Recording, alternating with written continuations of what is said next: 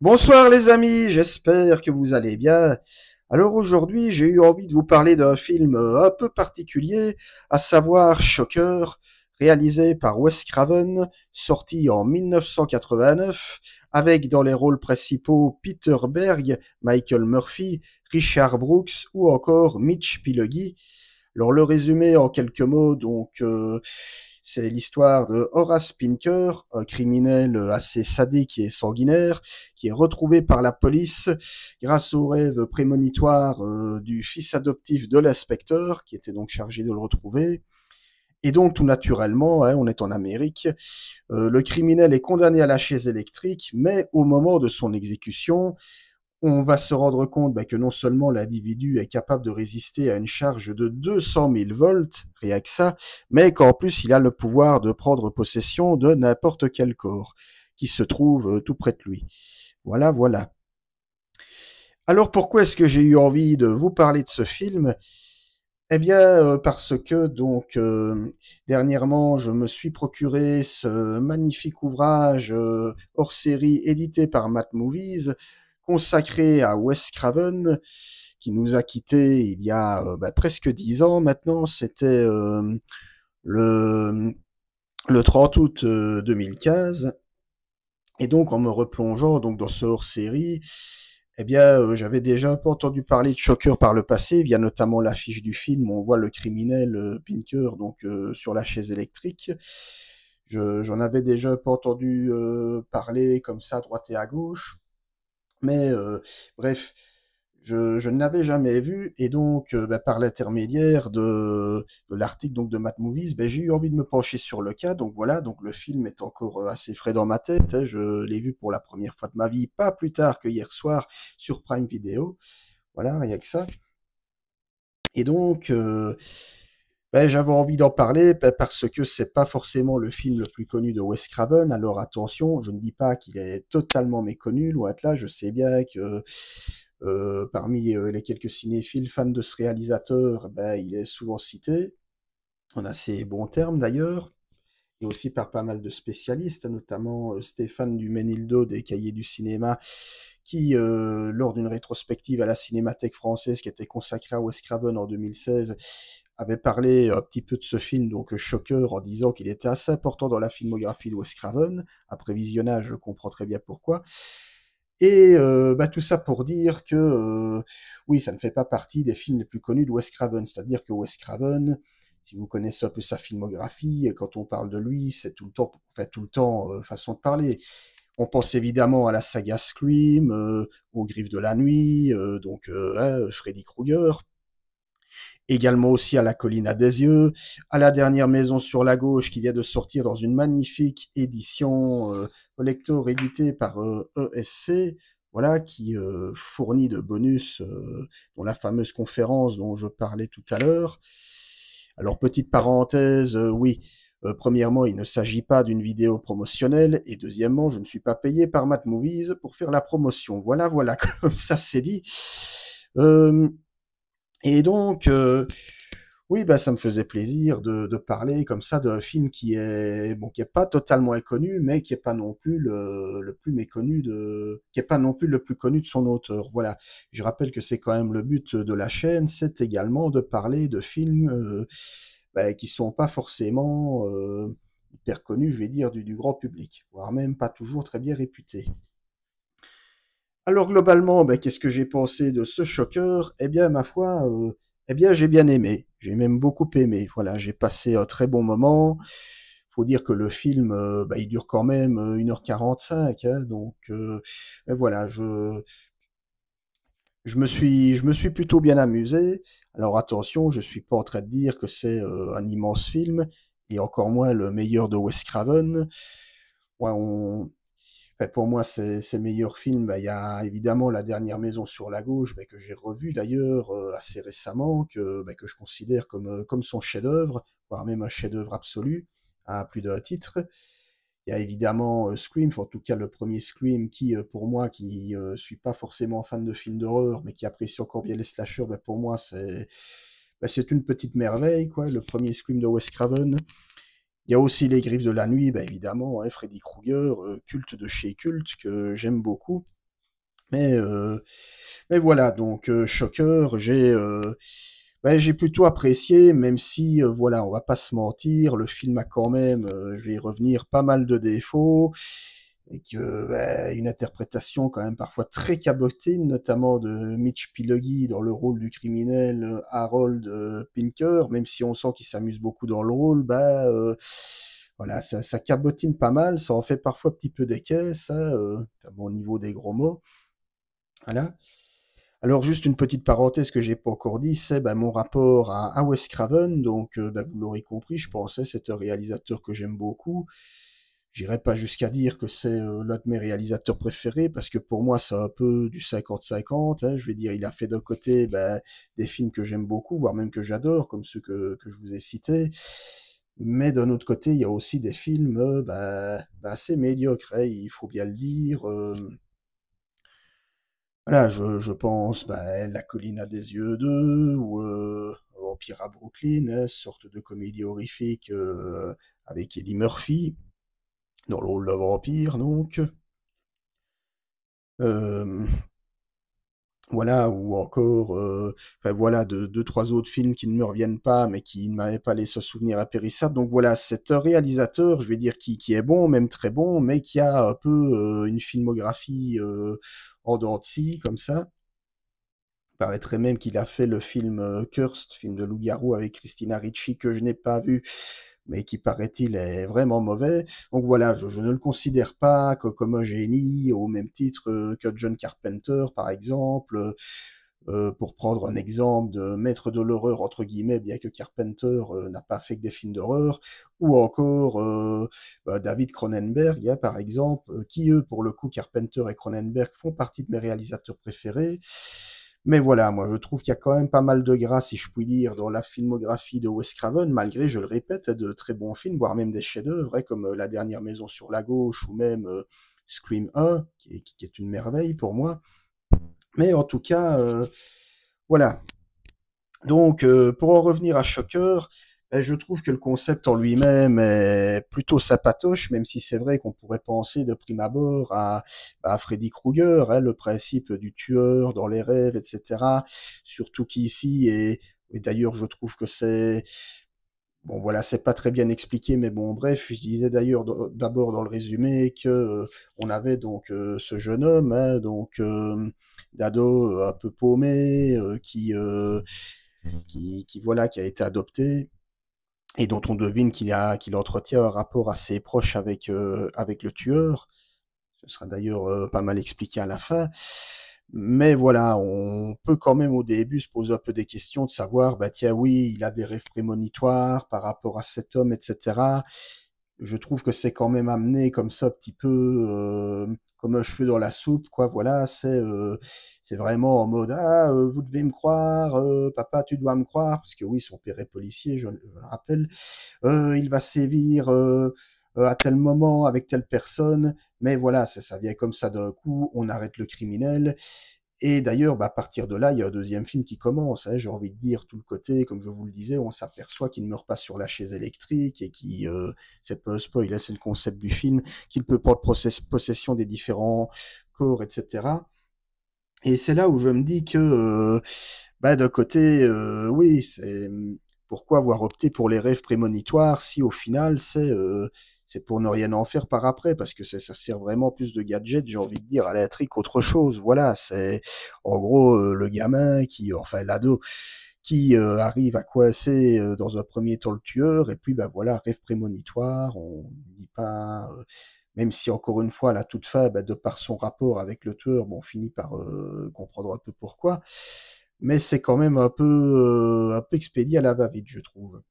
Parce qu'on sent bien que ce qui intéresse Wes Craven dans son scénario, c'est le coup voilà, de ce nouveau tueur comme ça qui a son pouvoir bien à lui. Et c'est vrai que là où Freddy Krueger, lui pouvait s'introduire dans les rêves des ados, lui c'est littéralement dans les corps qu'il peut s'introduire. Et un procédé, comme je dis, assez sympa, surtout que Wes Craven se permet quand même quelques belles idées de mise en scène. On a notamment un moment où on va voir le personnage donc de Pinker, le criminel, hein, qui va prendre possession du corps d'une petite fille, et on va voir cette petite fille qui va vouloir donc cogner littéralement le héros du film, donc Jonathan.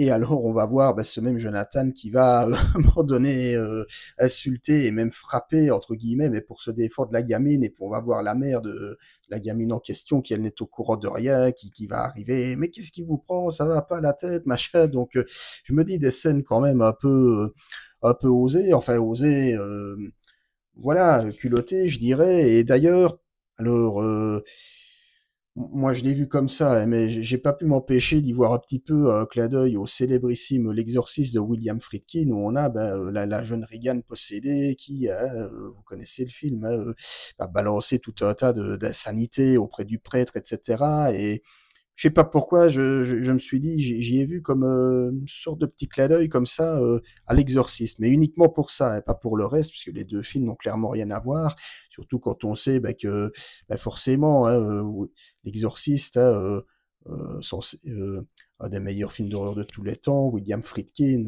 Wes Craven, donc voilà, donc j'y ai vu comme ça une sorte de mini rapprochement, et je trouve que voilà, c'est une belle idée de mise en scène.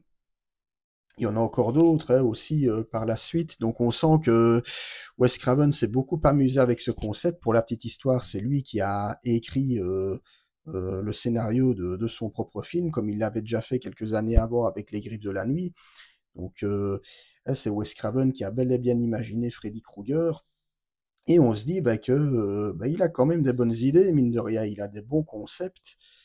Et je trouve qu'en plus ici, la bonne idée du film, c'est que voilà, il nous a pas fait un Griffe de la Nuit bis. Hein. Je veux dire, voilà, le film, donc, même s'il traite quand même de sujets, comme ça un peu dur, hein, Jonathan qui est quand même pas très bien respecté par son père policier, qui l'agresse, qui le menace, qui lui fait confiance, mais en même temps qui continue à se méfier de lui, qui va pas hésiter, même à un moment donné, à arrêter son propre fils. Enfin voilà, donc on sent qu'il est quand même un peu mal dans sa peau, hein, ce jeune homme, même si voilà, il a une petite amie, il est assez respecté par ses amis dans son club de football américain. Donc, mais on sent qu'il voilà, il est pas très bien dans sa peau, surtout que il va découvrir que il entretient un rapport quand même.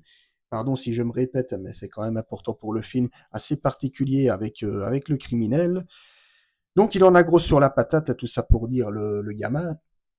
Mais on sent que voilà, c'est pas aussi sombre, je vais dire, que Les Griffes de la Nuit, que j'ai revu du coup pas plus tard qu'avant-hier, où là, forcément, hein, c'est Freddy qui attaque dans les rêves, donc c'est la nuit, c'est plus sale, d'autant plus que Freddy Krueger est lui-même atrocement balafré, alors qu'ici, même si par la suite, le personnage de Pinker aura lui-même des cicatrices hein, de son passage sur la chaise électrique, mais voilà, ça reste un homme, euh, dans le sens physique du terme, enfin physique et humain pour le coup.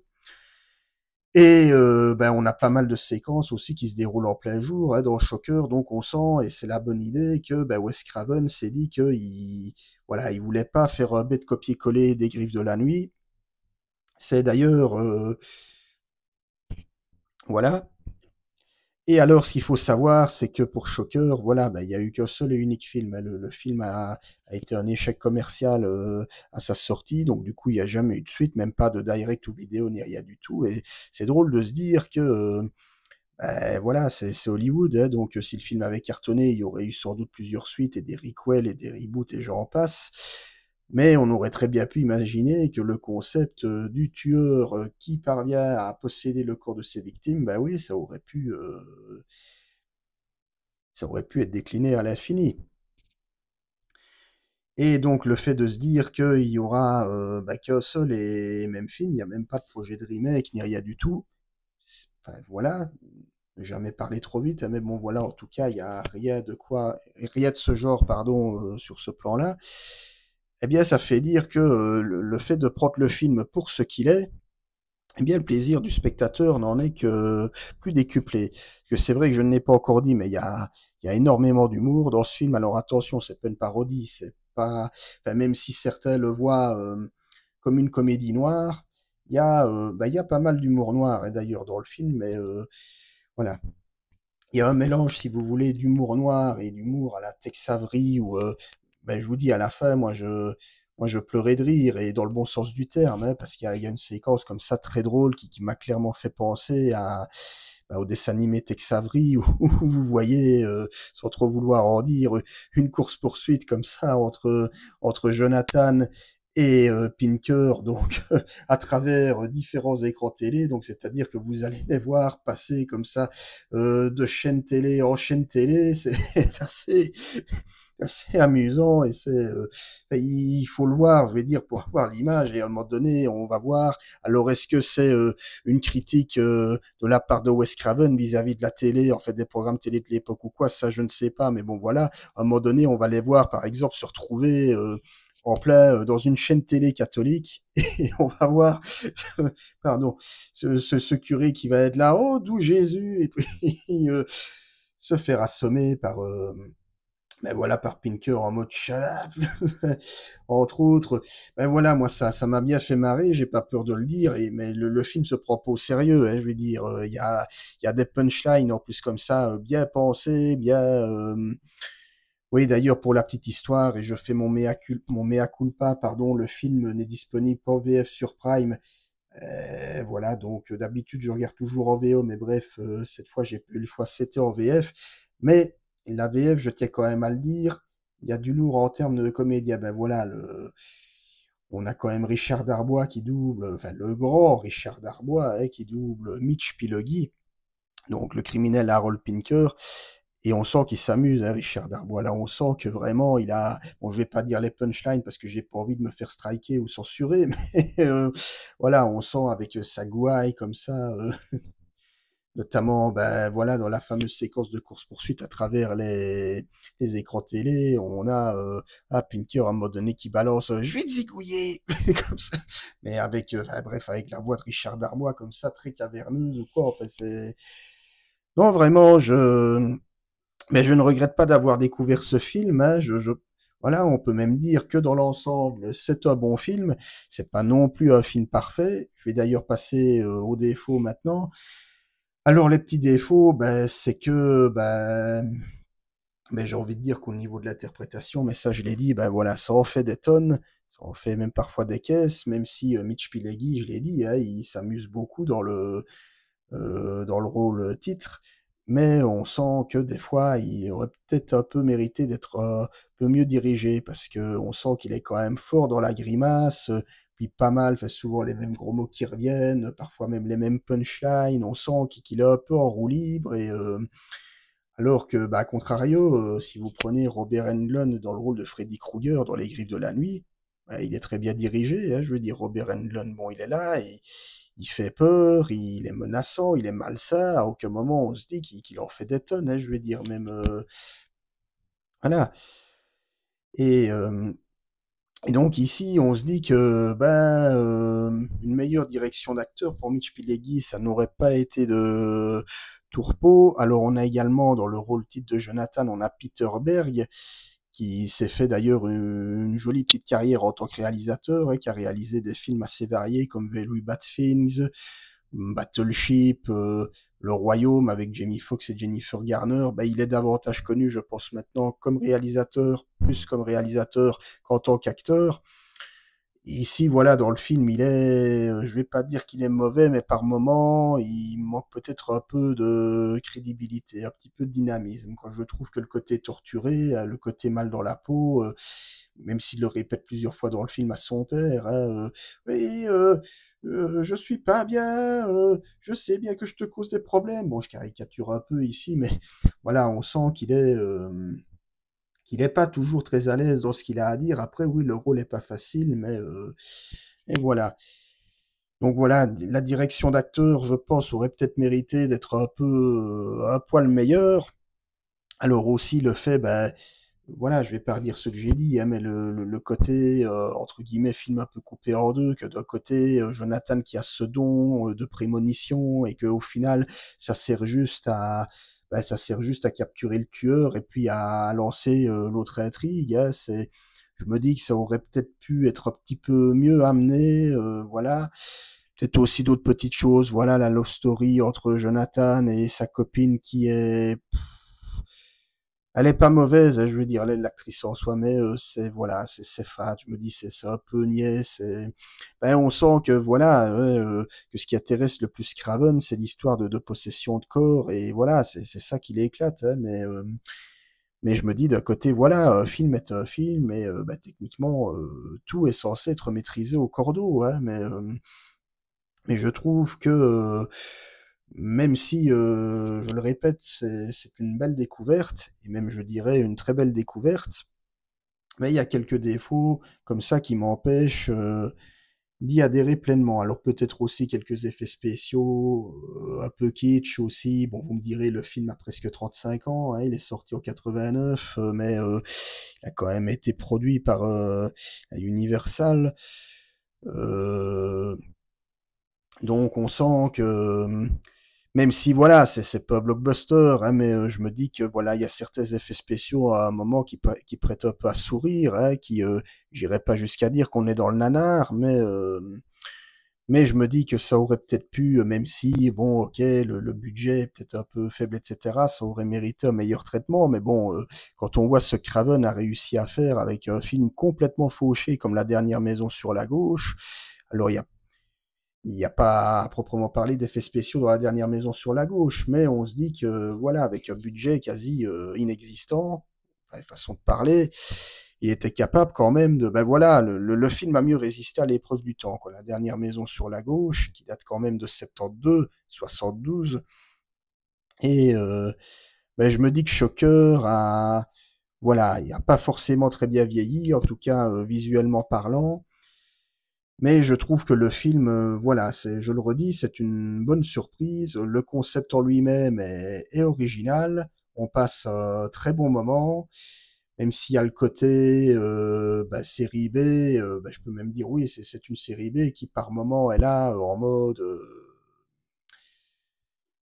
bah voilà, je veux dire en mode c'est une série B, voilà, point barre. C'est assumé comme tel, mais voilà, ça reste un bon moment. Je suis plutôt content de l'avoir vu parce que ce film, ça fait un moment qu'il m'intrigue. Hein, et comme je dis, hein, il est plutôt bien considéré par les fans du genre, même par les fans de Wes Craven en eux-mêmes. Hein, on n'est pas. Voilà, je parlais tout à l'heure qu'il avait une carrière en dents de scie, mais voilà, on n'est pas non plus dans le degré de catastrophe de La colline à des yeux 2, par exemple, ou après La colline à des yeux 2, il l'a fait uniquement pour l'argent, hein, c'est lui-même qui l'a dit. Donc on sent qu'il est quand même assez aspiré hein, avec ce film-ci, qu'il voulait vraiment, vraiment faire ce film, et ça se sent, et quand un réalisateur a envie de faire un film, ben, j'ai envie de dire, le plaisir n'en est que plus communicatif. Donc voilà, ben, pour ceux qui ne l'auraient pas vu, ben, je ne peux que vous recommander de voir Shocker, malgré ses défauts, mais voilà, donc si je devais, comme d'habitude, mettre une note au film, ben je dirais, allez, je mettrais un bon 7 sur 10, voilà.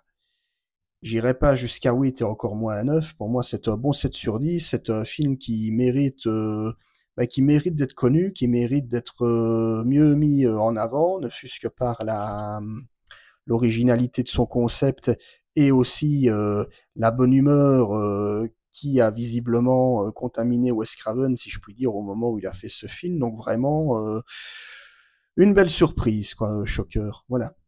Si vous avez aimé cette vidéo, ben, je vous invite à me le faire savoir, à me dire également en commentaire ce que vous avez pensé du film, si vous l'avez vu, ce que vous en pensez, à me dire également, ça ce serait intéressant, ce que vous pensez de Wes Craven en tant que cinéaste. Quant à nous, on se retrouvera très vite pour une prochaine vidéo. À ciao, bonsoir, salut!